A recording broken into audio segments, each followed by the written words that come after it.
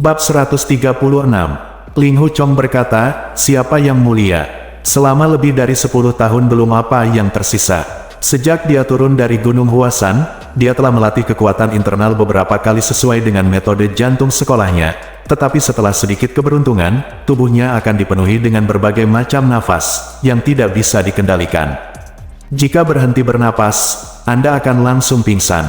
Setelah berlatih beberapa kali, tetap saja sama. Jadi dia meminta nasihat gurunya, tapi Yue Bukun hanya memberinya tatapan dingin dan tidak menjawab.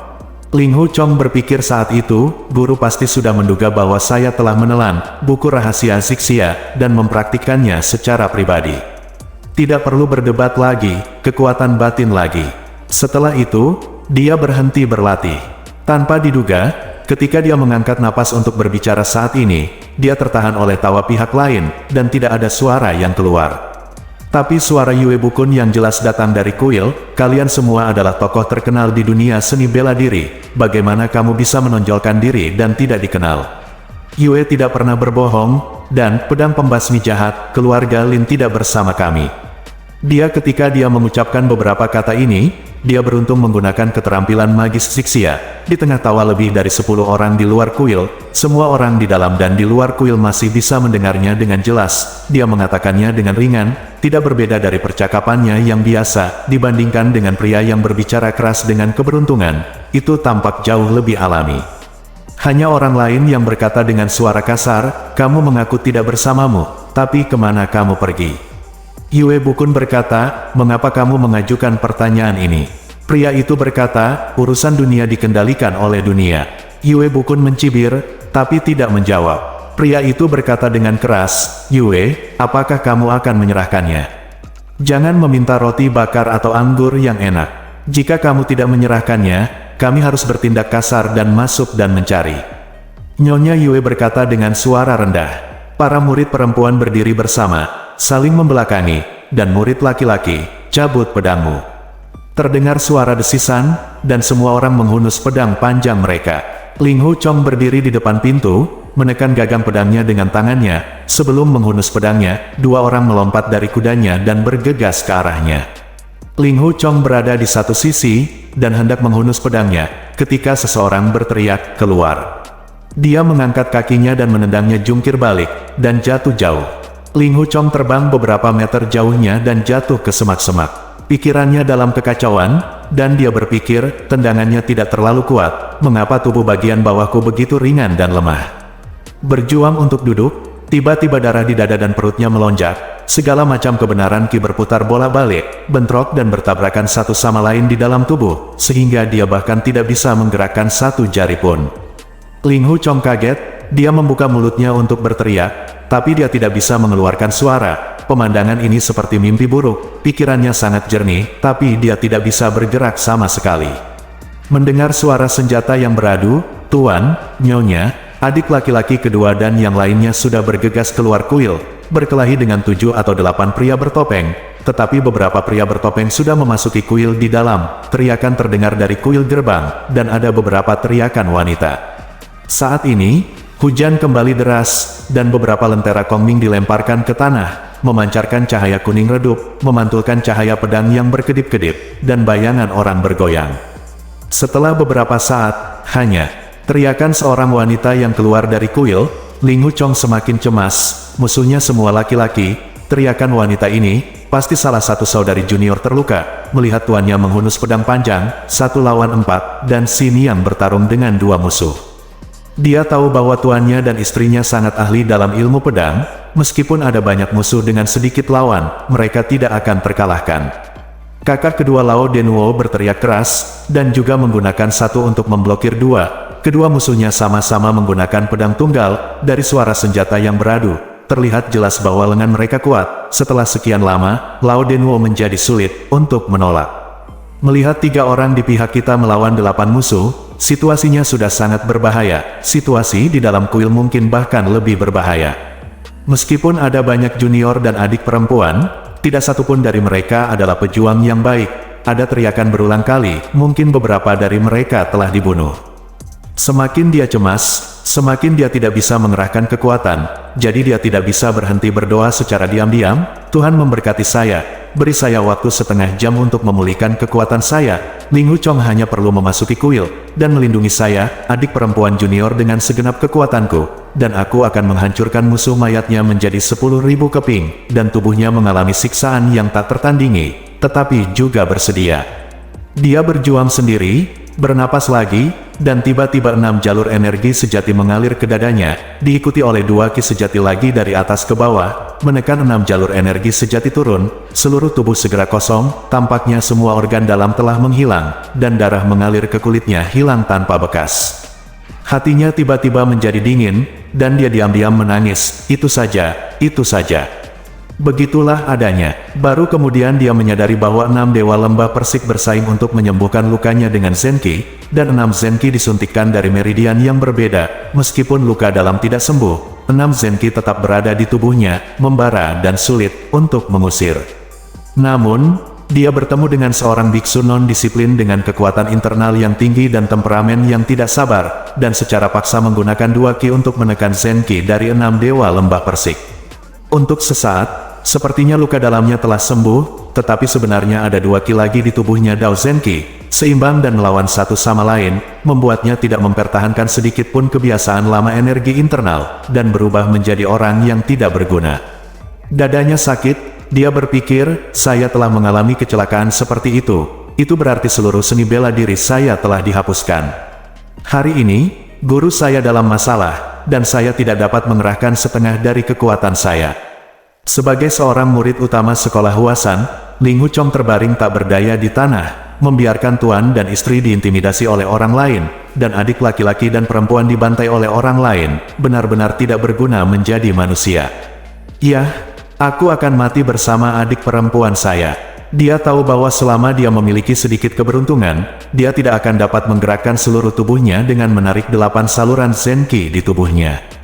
Saat ini, Ki tenggelam ke dalam dantian, tanpa ada gerakan nafas dalam, seperti yang diharapkan, dia mampu menggerakkan anggota tubuhnya, dia berdiri perlahan mengeluarkan pedang panjang, dan berjalan ke kuil selangkah demi selangkah.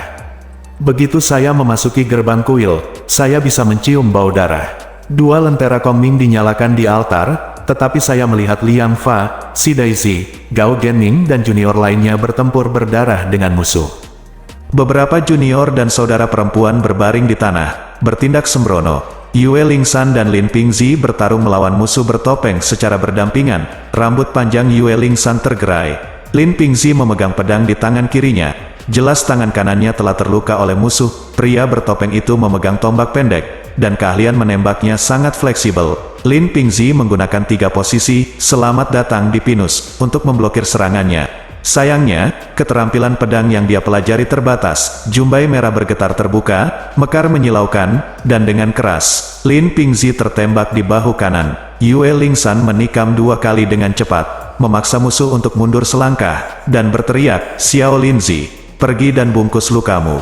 Lin Pingzi berkata, tidak masalah. Pria bertopeng itu tertawa panjang, menyilangkan gagang pistol, dan memukul pinggang Yue Lingsan dengan tamparan. Yue Lingsan menarik pedang dengan tangan kanannya dan berlutut kesakitan. Bab 137. Ling Hu Chong terkejut, ia segera menyerbu ke depan dengan pedangnya, mengangkat nafasnya dan menghunuskan pedangnya. Ujung pedangnya hanya tinggal 1 kaki, nafas dalamnya menggelora, tangan kanannya langsung jatuh terkulai lemas. Pria bertopeng itu melihat pedang datang, dia akan mengelak ke samping, lalu menembaknya kembali, tetapi dia tidak tahu bahwa pedang itu tidak menembus kaki, bahkan jika lengannya digantung. Laki-laki bertopeng itu sedikit terkejut, tanpa pikir panjang dia mengayunkan kaki kirinya dan menendang Ling Hu Chong keluar dari gerbang kuil. Dengan keras, Ling Hu Chong jatuh ke dalam kolam di luar kuil. Hujan deras terus mengguyur, mulut, mata, hidung, dan telinganya tertutup lumpur. Dia tidak bisa bergerak untuk beberapa saat, tetapi melihat Lao Denwo telah dirobohkan, kedua musuh yang semula bertarung dengannya pergi mengepung Yue Bukun dan istrinya masing-masing. Tidak lama kemudian, 2 musuh lagi menyerbu kuil, dan menjadi situasi di mana Yue Bukun melawan 7 orang sendirian, dan Bu Yue melawan 3 musuh dengan seluruh kekuatannya. Nyonya Yue dan musuh terdengar berteriak serempak, dan kedua kaki mereka terluka pada saat bersamaan. Musuh mundur, meskipun Nyonya Yue kehilangan 1 musuh di depannya, kakinya ditebas dengan parah, dan lukanya tidak ringan, dan setelah beberapa pukulan lagi, bahunya terkena bagian belakang pisau musuh, dan dia jatuh ke tanah dengan letih. Kedua pria bertopeng itu tertawa dan mengetuk beberapa titik akupuntur di rompinya. Saat ini, sekelompok murid di kuil terluka satu demi satu dan ditaklukkan satu persatu. Musuh yang menyerang jelas punya rencana lain, mereka hanya merobohkan murid-murid dari kelompok Huasan dan menangkap mereka, atau menyentuh titik akupuntur mereka, tetapi mereka tidak melukai nyawa mereka. 15 orang mengepung Yue Bukun, 8 pejuang berdiri di segala arah untuk melawan Yue Bukun, dan 7 orang sisanya masing-masing memegang lentera di tangan mereka dan menembakkan cahaya ke mata Yue Bukun.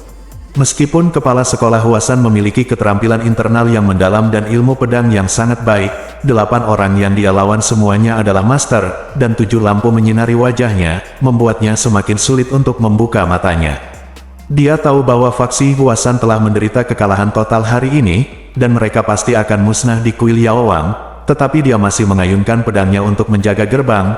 Kekuatannya panjang dan ilmu pedangnya tepat. Ketika cahaya menerpa, dia menurunkan matanya dan melihat 8 musuh untuk sementara. Dia tidak bisa menahannya.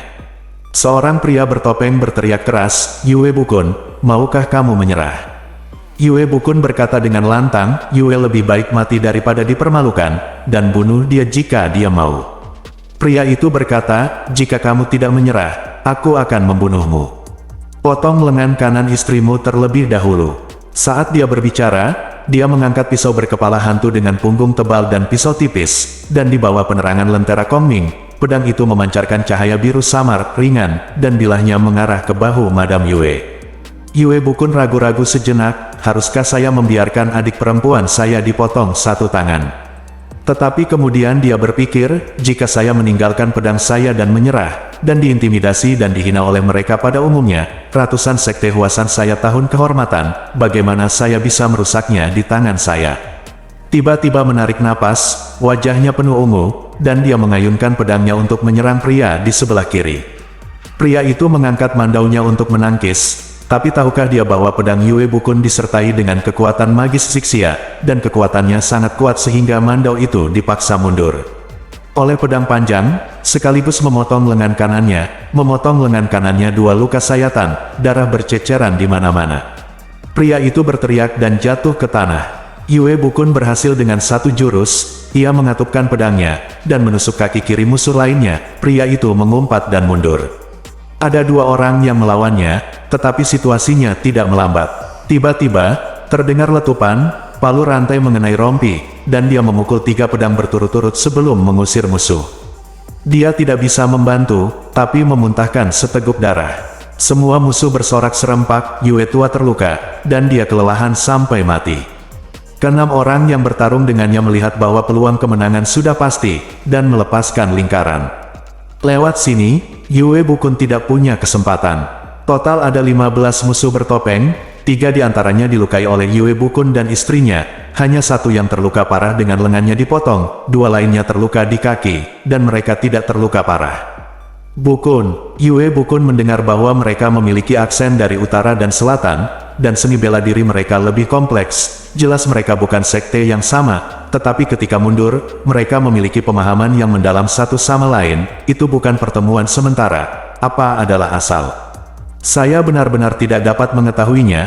Hal yang paling aneh adalah bahwa tidak satu pun dari 15 orang ini yang lemah. Dengan pengetahuan dan pengetahuan saya di Jianghu, seharusnya tidak di antara 15 master seni bela diri. Dia bahkan tidak dapat mengenalinya, salah satunya, tapi dia tidak bisa mengetahuinya. Dia yakin bahwa orang-orang ini belum pernah berperang melawannya sebelumnya, dan mereka tidak memiliki permusuhan. Mungkinkah mereka berusaha keras untuk mempermalukan faksi Huasan karena panduan pedang untuk mendisiplinkan kejahatan? Dia berpikir dalam hatinya, tetapi tangannya tak henti-hentinya. Keterampilan sihir Sixia ditampilkan, ujung pedang bersinar redup. Setelah lebih dari 10 gerakan, musuh lain terkena pedang di bahu, dan cambuk baja di tangannya, jatuh ke tanah. Seorang pria bertopeng lain di luar lingkaran menyambarnya dan keluar mengejarnya. Pria ini sedang memegang pisau bergerigi, senjata berat dengan kait melengkung di ujungnya, yang terus mencoba mengunci pedang panjang di tangan Yue Bukun. Yue Bukun penuh dengan tenaga dalam, dan semangat juangnya semakin kuat. Tiba-tiba, Tangan kirinya memutar telapak tangannya dan memukul seorang pria di dada. Dengan suara berderak, dua tulang rusuknya patah, dan tongkat besinya memegang oleh pria itu langsung jatuh ke tanah. Di luar dugaan, pria ini sangat pemberani. Ketika tulang rusuknya patah, rasa sakitnya sangat menyakitkan hingga membangkitkan amarah. Dia berguling-guling di tanah, membuka lengannya dan memeluk kaki kiri Yue Bukun. Terkejut, Yue Bukun mengayunkan pedangnya ke rompinya, dan dua pisau tunggal di sampingnya terentang untuk memblokir pada saat yang sama. Pedang panjang Yue Bukun gagal ditebas, maka dia menendang kepalanya dengan kaki kanannya. Pria itu adalah penangkap yang baik, lengan kirinya tumbuh, dan bahkan memeluk kaki kanannya, berguling bersamanya. Sekuat apapun ilmu silat Yue Bukun, dia tidak bisa diam dan langsung tumbang. Dalam sekejap, pedang tunggal, tombak pendek, palu rantai, pedang panjang, semua jenis senjata diarahkan ke titik vital kepala, wajah, tenggorokan, dan dadanya secara bersamaan. Yue Bukun menghela nafas, melepaskan tangannya dan menarik pedangnya, memejamkan mata dan menunggu kematian, hanya untuk merasakan bahwa seseorang telah menekan titik akupuntur di pinggangnya, di bawah samping, tenggorokan dan payudara kirinya, diikuti oleh dua pria bertopeng, menariknya untuk berdiri bangkit. Sebuah suara tua berkata, Tuan Junzi Jianyu memiliki keterampilan seni bela diri yang luar biasa, dan dia benar-benar pantas mendapatkan reputasinya. Kami menggabungkan kekuatan 15 orang untuk menangani Anda sendirian, dan 4 atau 5 orang terluka, jadi kami menangkap Anda. Hehe, saya mengagumi, saya mengagumi. Orang tua berkelahi sendirian dengan Anda bukan tandingan Anda. Tapi sekali lagi, kami memiliki 15 orang, tetapi Anda memiliki lebih dari 20 orang. Sebagai perbandingan, Anda faksi Huasan lebih kuat, lebih sedikit kemenangan dan lebih banyak mengalahkan faksi Huasan. Pertempuran ini tidak mudah untuk dimenangkan, bukan? Orang-orang bertopeng lainnya berkata, ya, memang tidak mudah untuk menang. Orang tua itu berkata, Tuan Yue, kami akan bertarung dengan Anda, tidak ada ketidakadilan, tidak ada permusuhan, saya mengambil kebebasan untuk menyinggung Anda malam ini, hanya ingin melihat pedoman pedang penahan kejahatan. Petunjuk pedang ini bukan berasal dari sekte Huasan Anda sedang merencanakan pedang ini manual. Hal ini tidak cukup adil, kawan-kawan silat mendengarnya, dan semua orang marah. Orang tua itu mencoba membujukmu, jadi kamu harus menyumbangkannya. Yue Bukun sangat marah, dan berkata, Yue mau karena itu. Jatuh ke tanganmu, kamu bisa membunuhnya jika kamu mau, apa yang kamu lakukan dengan omong kosong seperti itu? Semua orang di dunia tahu tentang Yue Bukun. Mudah bagimu untuk membunuh Yue, tetapi itu adalah mimpi untuk merusak reputasiku. Meng pria berwajah tertawa keras, dan berkata dengan keras, bukankah mudah merusak reputasimu? Istri, anak perempuan, dan beberapa murid perempuanmu semuanya tampan. Kami tidak sebaik semua orang, dan kami adalah selirnya. Haha, kali ini, Tuan Yue Anda terkenal di dunia seni bela diri. Orang-orang bertopeng lainnya tertawa bersama, dan tawa itu penuh dengan kecabulan. Bab 138. Yue Bukun gemetar karena marah. Beberapa pria bertopeng mendorong sekelompok murid pria dan wanita keluar dari kuil. Semua murid mendapatkan titik akupuntur mereka disadap, beberapa memiliki darah di wajah mereka, dan beberapa jatuh begitu mereka sampai di luar kuil, jelas kaki dan kaki mereka terluka. Pria tua bertopeng itu berkata, Tuan Yue, Anda mungkin sudah menebak 3 poin tentang asal-usul kami. Kami bukan pahlawan kulit putih dalam seni bela diri. Tidak ada yang tidak bisa kami lakukan. Saudara laki-laki penuh nafsu. Jika kami menyinggung itu adalah tidak terhormat bagimu kehilangan istri dan putrimu. Yue Bukun berteriak, lupakan saja, lupakan saja. Seorang pria bertopeng tertawa dan berkata, saya menyarankan Anda untuk menyumbangkan diri Anda. Cari satu persatu, dan temukan istri dan putri Anda. Ini mungkin tidak menarik. Lin Pingzi berteriak, semua bencana, semuanya dimulai dari saya. Lin Pingzi, biarkan saya memberitahu Anda, keluarga Lin saya di Fujian sama sekali tidak memiliki panduan pedang untuk menghilangkan kejahatan, dan terserah Anda apakah Anda percaya atau tidak. Tongkat besi dada yang jatuh mengenai dahinya dengan keras. Hanya saja titik akupunturnya sudah ditepuk di kedua lengannya, dan dia tidak bisa bergerak. Ada bunyi gedebuk, meski tusuk dada mengenai kepala, hanya sedikit kulit berminyak yang tergores, bahkan tidak ada darah. Namun niat kepindahannya sangat jelas bagi orang lain. ia berniat mengorbankan nyawanya, yang menunjukkan bahwa tidak ada pedoman pedang di tangan Sekte Huasan. Pria tua bertopeng itu tersenyum dan berkata, "Tuan Lin, Anda cukup setia. Kami bersahabat dengan almarhum ayah Anda. Yue Bukun membunuh ayah Anda dan menelan petunjuk pedang penentang kejahatan keluarga Anda. Hari ini kita melawan ketidakadilan. Ayo, tuanmu memiliki nama seorang pria, tetapi dia bukan seorang pria.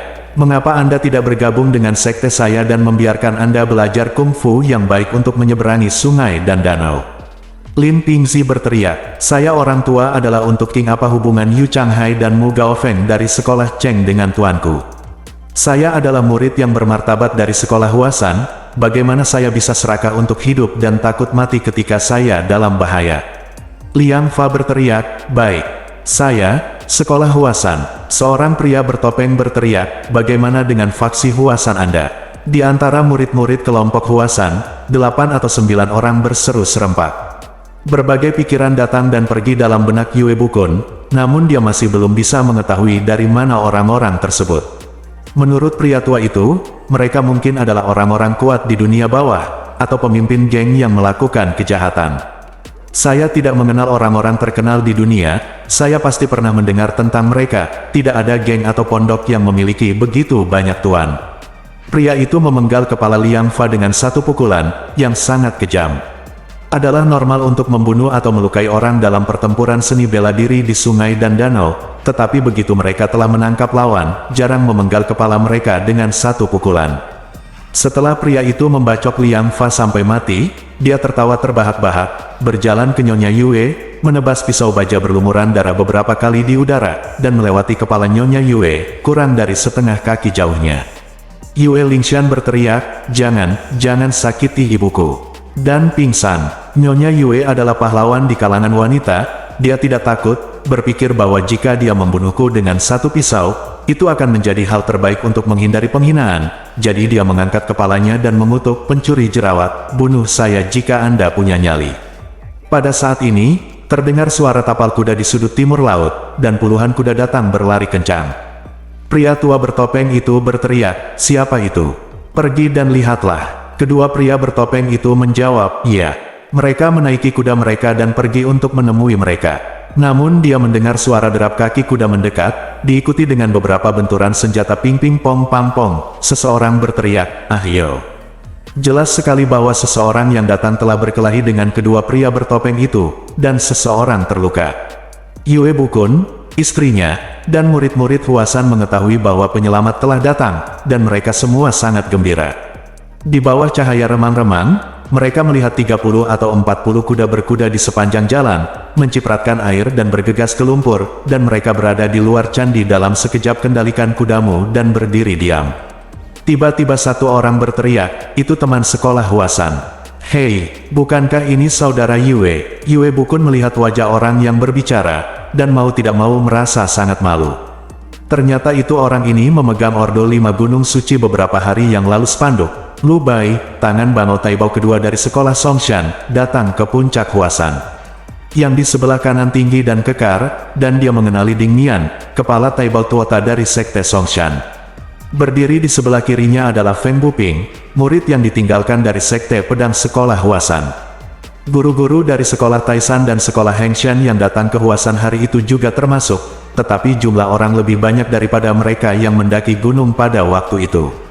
Di bawah cahaya redup lentera Kongming, ada begitu banyak bayangan sehingga saya tidak dapat mengenalinya untuk sementara waktu. Saya baru saja mendengar Lu Bai berkata, "Saudara Yue, hari itu Anda tidak menerima bendera komando dari pemimpin aliansi kiri." Pemimpin aliansi kiri sangat tidak senang, dan memerintahkan saya, Saudara Ding dan Saudara Tang, untuk menerima Panji dan pergi ke Gunung Hua untuk berkunjung. Tak disangka, di tengah malam, tak disangka kita akan bertemu di sini, tapi sungguh tak terduga. Yue Bukun tidak menjawab dalam diam. Pria tua bertopeng itu mengepalkan tinjunya dan berkata, "Ternyata Ersia Ding, Lusansia, dan Tang Kixia dari sekolah Songshan telah tiba. Senang bertemu denganmu." Tang Yinge, Taibao ke-6 dari sekolah Songshan, berkata, "Jangan berani. Nama belakang yang mulia Daming, mengapa Anda tidak menunjukkan warna asli Anda?" Pria tua bertopeng itu berkata, semua saudara kita adalah bidak tak dikenal di dunia bawah. Beberapa gangster yang sangat jelek nama-nama akan segera keluar, dan mereka pasti akan mencemari telinga semua master seni bela diri untuk wajah emas semua orang. Semua orang tidak berani bersikap kasar kepada Nyonya Yue dan Nona Yue, tetapi ada satu hal, tetapi saya ingin Anda menjunjung tinggi keadilan dalam seni bela diri. Tang Yinge berkata, apa itu? Anda sebaiknya mengatakannya semuanya, dengarkan. Orang tua itu berkata, Tuan Yue Bukun memiliki nama panggilan disebut Jun Zijian. Saya mendengar bahwa dia biasanya berbicara tentang kebajikan, kebenaran dan moralitas, dan memperhatikan aturan seni bela diri, tetapi perilakunya baru-baru ini agak keterlaluan.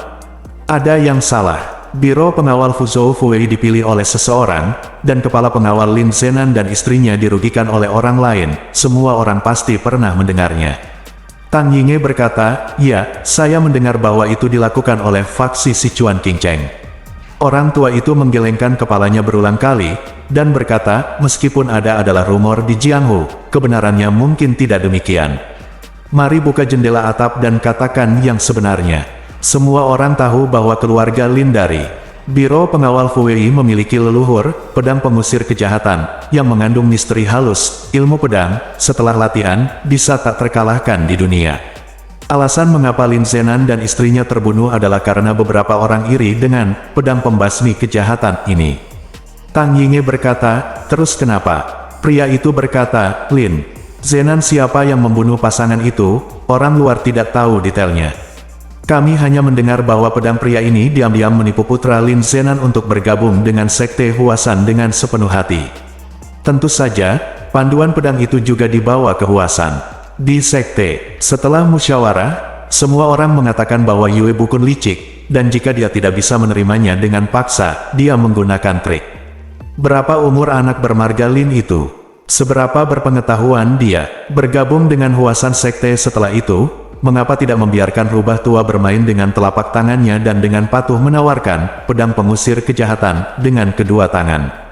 Tang Yinge berkata, saya khawatir itu mungkin tidak benar. Ilmu pedang sekolah Huasan adalah sangat indah, dan keterampilan magis Sixia Tuan Yue itu bahkan lebih unik dalam seni bela diri. Itu adalah keterampilan internal yang paling ajaib. Bagaimana Anda bisa mengingini sekolah ilmu pedang lainnya?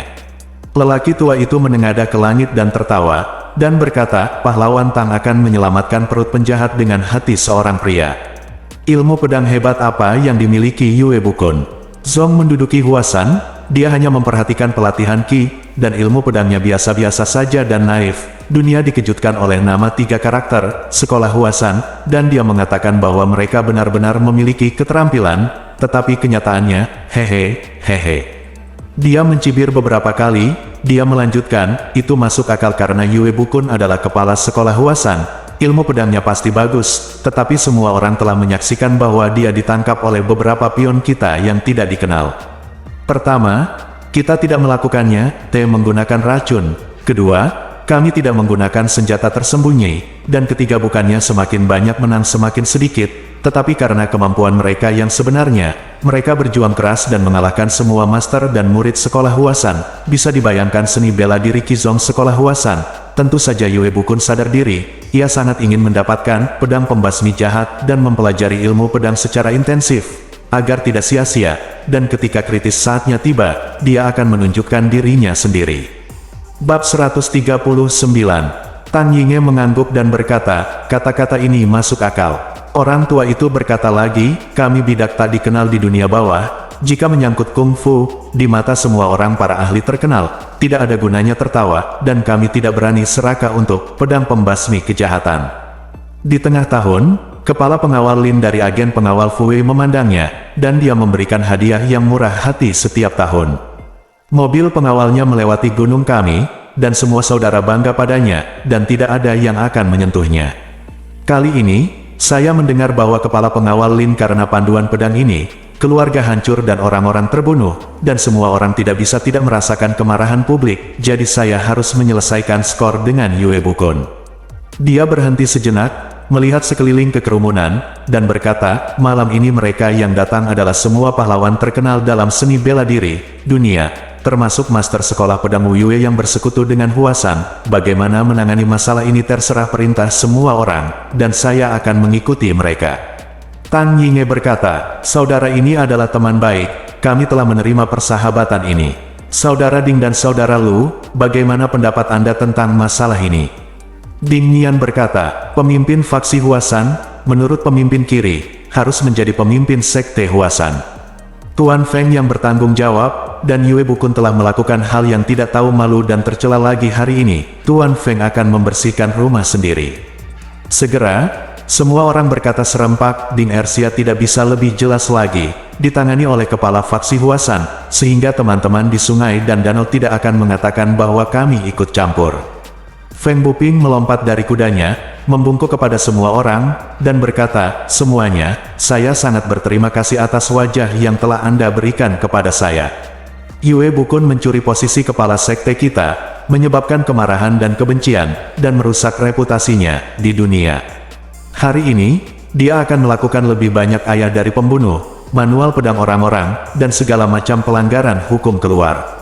Saya tidak memiliki kebajikan dan ketidakmampuan, dan saya tidak layak bertanggung jawab atas sekte Huasan Bukun. Murid yang tidak bermoral ini memiliki abu di tangannya, jadi dia tidak punya pilihan selain pasrah, dan saya berharap semua teman saya akan membimbing dan mengawasi dari waktu ke waktu. Busur persegi.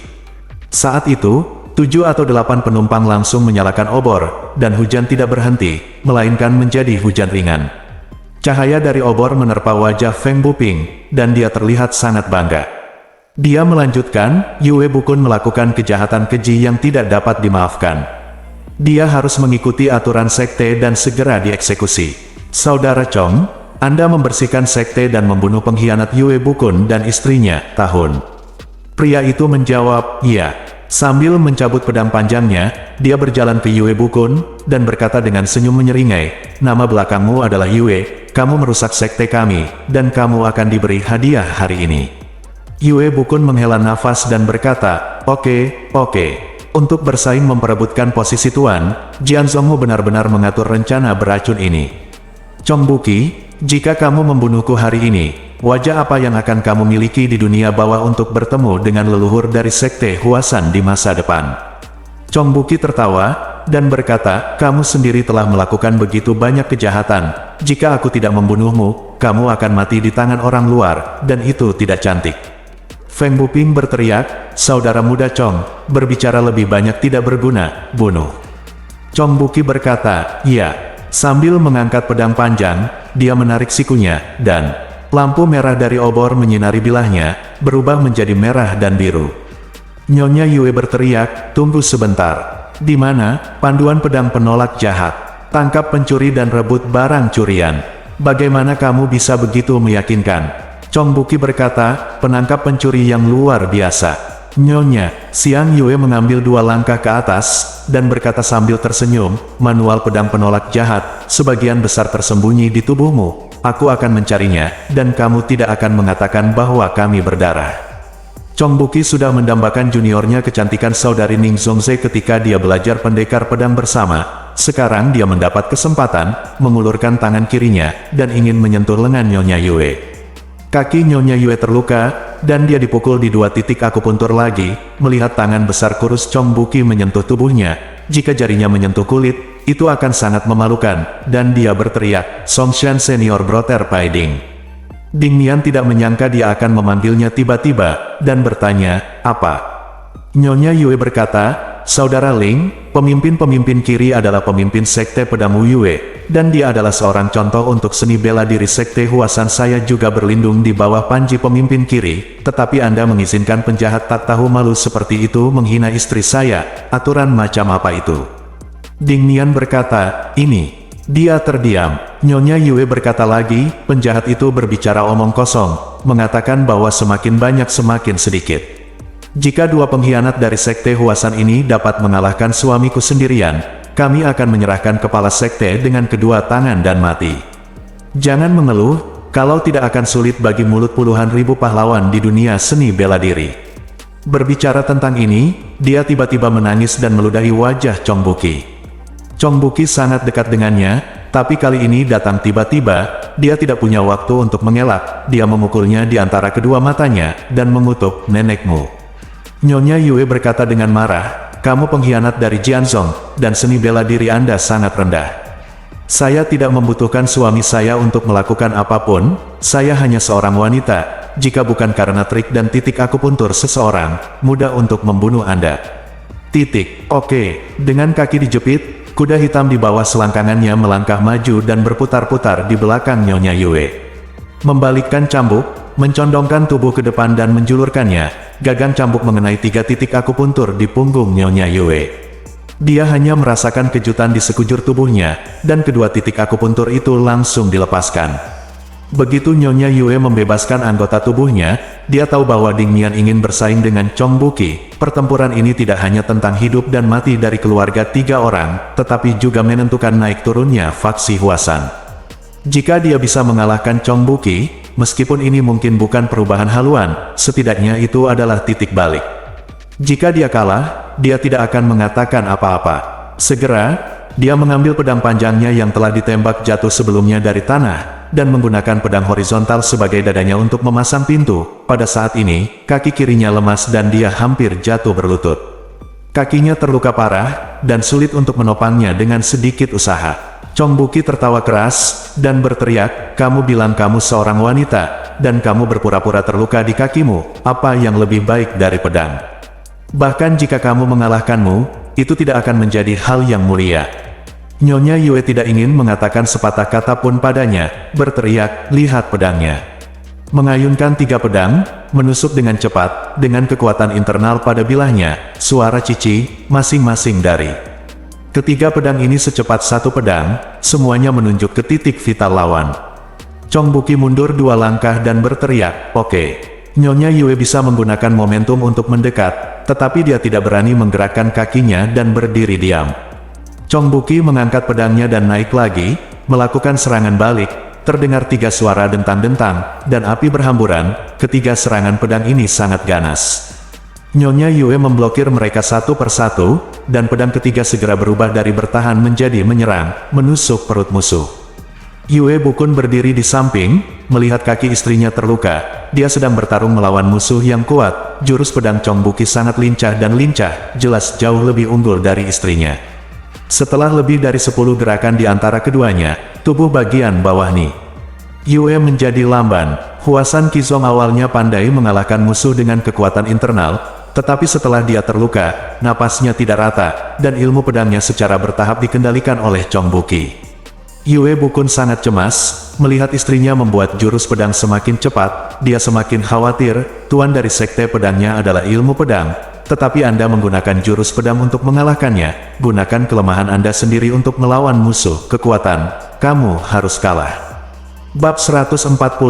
Nyonya Yue tidak tahu trik di tengah, tapi luka di kakinya tidak serius, dan setelah terkena pisau, dia terkena titik akupuntur tak lama kemudian, tapi dia masih tidak bisa menggerakkan tangannya perlahan untuk membalut lukanya, dan dia masih berdarah saat ini. Pada saat ini, mengandalkan sepenuhnya pada dukungan spiritual, meski gerakan pedang tak henti-hentinya, kekuatannya dengan cepat melemah. Setelah lebih dari 10 gerakan, Chong Buqi sudah merasakan kelemahan lawan. Dia sangat gembira, dia tidak ingin menang saat ini, dia hanya menjaga pintu dengan rapat.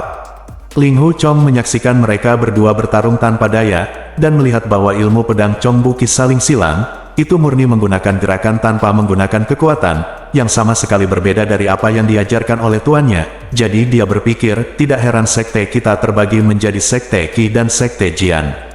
Kedua sekolah seni bela diri ini benar-benar berlawanan. Dia berdiri perlahan, mengulurkan tangan dan menyentuh pedang panjang di tanah, berpikir, hari ini sekte saya mengalami kekalahan total, tetapi kepolosan istri dan saudara perempuan saya tidak boleh dikhianati oleh penjahat kasihan. Tampaknya istri saya bukan musuh orang ini, saya akan membunuh istri dan adik perempuan saya terlebih dahulu, lalu bunuh diri, untuk mendapatkan reputasi Huasan sekolah. Keterampilan pedang Madam Yue berangsur-angsur menjadi kacau, dan tiba-tiba pedang itu berputar tajam. Berteriak itu adalah gerakannya, Wu Suang Wudu, Ning Sword. Pedang ini ganas dan ganas, meskipun dia terluka parah, dia masih kuat saat dia menusuk. Chong Buqi terkejut, mundur dengan cepat, dan lolos secara kebetulan. Jika kaki Nyonya Yue utuh dan dia memanfaatkan momentum untuk mengejarnya, musuh tidak akan selamat, tetapi pada saat ini, wajahnya benar-benar pucat, dia menekan pedangnya ke tanah, dan terengah-engah tanpa henti. Chong Buqi tersenyum dan berkata, "Apa? Nyonya Yue, Anda telah menghabiskan kekuatan Anda. Apakah Anda akan mencari saya?" Saat dia berbicara, dia mengulurkan telapak tangan kirinya dan mendekat selangkah demi selangkah. Lengannya seberat 1000 kati, dan saya tidak bisa mengangkatnya. Ling Hu Chong berteriak, "Tunggu sebentar." Dia melangkah mendekati Nyonya Yue, dan berteriak, "Tuan." Dia ingin menikamnya sampai mati dengan pedangnya untuk melindungi ketidakbersalahannya. Mata Nyonya Yue menunjukkan kegembiraan, dia mengangguk dan berkata, "Anak baik." Dia tidak tahan lagi dan jatuh ke lumpur. Chong Buqi berteriak, "Pergi." Dia mengangkat pedangnya dan mencabik tenggorokan Ling Hu Chong. Ketika Ling Hu Chong melihat pedang datang, dia tahu bahwa dia tidak memiliki kekuatan di tangannya. Jika dia mengulurkan pedang untuk menghadapinya, dia akan segera mengirimnya terbang dengan pedang panjang. Bahkan tanpa memikirkannya, dia mengangkat pedang itu, dan menikamnya di tenggorokan. Gerakan pedang ini tidak cepat, tetapi posisinya sangat halus. Itu adalah jurus unik dari gaya pedang patah dalam Dugu 9 Pedang. Chong Buqi terkejut. Dia tidak pernah menyangka bocah berlumpur ini tiba-tiba melakukan gerakan seperti itu. Dalam keputusasaan, dia berguling di tanah dan berguling menjauh dari Zhang Su, hanya untuk menghindarinya, tetapi itu sangat berbahaya. Para penonton melihatnya dalam keadaan tertekan. Ketika dia melompat, kepala, wajah, tangan, dan tubuhnya semuanya berlumuran lumpur dan air. Selain itu, sebenarnya tidak ada cara ajaib lain untuk membongkar trik ini. Ketika Chong Buqi mendengar tawa itu, dia menjadi semakin malu dan marah, dan bergegas menuju Ling Hu Chong dengan pedang di tangan. Ling Hu Chong sudah membulatkan tekadnya, "Aku tidak bisa menggunakan tenaga dalam sedikit pun, aku hanya bisa melawannya dengan teknik pedang yang diajarkan oleh Grand Master Paman." Dia sama sekali tidak berlatih Dugu Nine Swords, jadi dia tidak berani menggunakannya dengan gegabah untuk melawan yang kuat. Namun, ketika hidup dan mati dipertaruhkan, pikirannya tiba-tiba menjadi jernih, dan segala macam metode pembongkaran yang rumit dan ajaib dalam gaya pedang patah muncul jelas dalam sekejap. Melihat Chong Buqi bergegas maju seperti harimau gila, dia sudah melihat kekurangan dalam gerakannya, dan mengarahkan ujung pedangnya secara miring ke perut bagian bawahnya. Chong Buqi bergegas ke arahnya seperti ini. Jika lawan tidak mengelak, dia harus memblokir dengan senjata, jadi meskipun perut bagian bawahnya kosong, dia tidak harus mempertahankannya. Tak disangka, Ling Hu Chong tidak menghindar, ia hanya mengacungkan ujung pedangnya secara miring, menunggunya untuk membenturkan perutnya ke pedang itu. Chong Buqi melompat, kakinya belum menyentuh tanah, melihat bahwa dia dalam bahaya, dia mengayunkan pedangnya dan menebas pedang panjang Ling Hu Chong. Ling Hu Chong sudah menduga gerakan ini sebelumnya. Dia mengangkat lengan kanannya dengan ringan, mengangkat pedang panjang itu 2 kaki, mengangkat ujung pedangnya, dan mengarahkannya ke dada Chong Buqi. Chong Buqi menebas dengan pedang ini, pedang panjang Yuan Pan dan Ling Hu Chong berpotongan, dan dia dapat menggunakan momentum untuk menghindar. Tanpa diduga, lawan tiba-tiba memutar pedangnya dan menunjuk ke atas pada saat kritis ini. Berputar, berteriak di tangannya mulutnya, ia langsung menyerbu ke ujung pedang Ling Hu Chong. Feng Buping melompat, mengulurkan tangannya untuk meraih rompi Chong Buqi. Dia terlambat selangkah, tetapi dengan suara embusan, ujung pedang melewati tulang belikat Chong Buqi. Feng Buping meleset, dia menghunus pedangnya dan menebas ke belakang leher Ling Hu Chong. Menurut prinsip pedang, Ling Hu Chong harus melompat ke belakang, lalu memanfaatkan kesempatan itu untuk mengembalikan jurus.